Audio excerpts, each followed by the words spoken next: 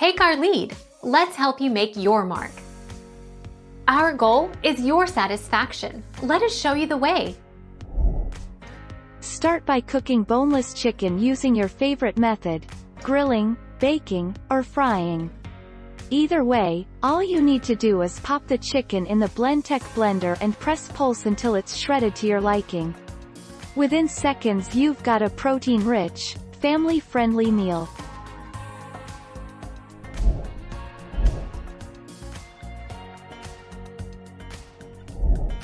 Take our lead.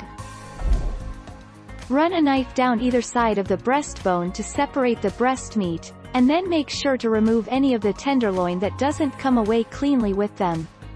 Flip the chicken over and remove the meat from the back of the chicken, and discard the bones. Shred the chicken.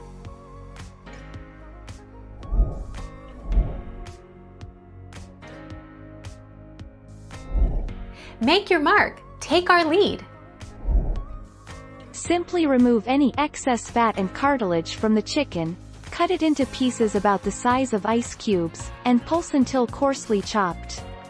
Take care not to over-chop, or you'll end up with meat too finely ground to work into burgers.